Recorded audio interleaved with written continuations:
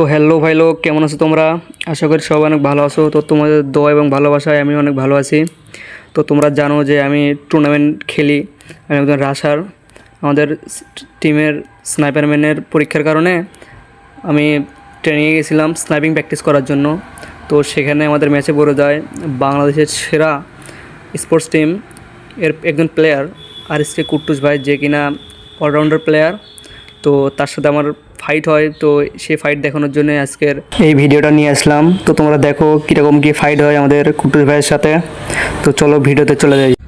তো এখানে আমি রিভাইভ পাওয়ার সাথে সাথে সামনে ম্যানটাকে M2 দুইটা শট দিয়ে মেরে দেয়। পরে কুট্টুস ভাই আমাকে মেরে দেয়। সে M590 অনেক ভালো গেম প্লে করতেছিল। তো তারপরে আমি আবার রিভেঞ্জ নেওয়ার জন্য পুরো যাই M2 হাতে নিয়ে। তো দেখি যে কুট্টুস ভাই কাকে যেন মারতেছিল, তখন আমি তাকে M2 দিয়ে হেডশট দিয়ে দেই।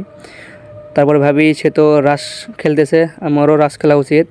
তার জন্য আমি M590 আর S80 নিয়ে আসি। যদিও প্রথমে আমি উডপিকার নিয়েছিলাম। তো আবার ফাইটিং গ্রাউন্ডে চলে যাই। এখানে সাথে সাথে দেখতে একটু ফাইট নেই। তারপরে দেখো সামনে কুট্টুস ভাই কাকে যেন মারতেছিল। তো পিছন থেকে S80তে মারতে পারেনি বিদায় M590 একবার মেরে দেই। আরেকটা সিনে দেখতে পাই যে এখানে হচ্ছে কুট্টুস ভাই।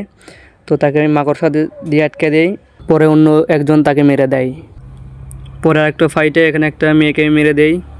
তারপর সামনে একটা ম্যান, তাকে মারার পর আমার হেলথ অনেক কমে যায়। তো সামনে ছিল কুট্টুস ভাই, আমি মাকড়সা ছেড়ে দেই, কিন্তু সে আমাকে মেরে দেয়। তো আরেকটা সিন দেখতে পাচ্ছ, এখানে কুট্টুস ভাই সামনে যাচ্ছে। তো দুই ঠকাতে তাকে আমিও মেরে দিই।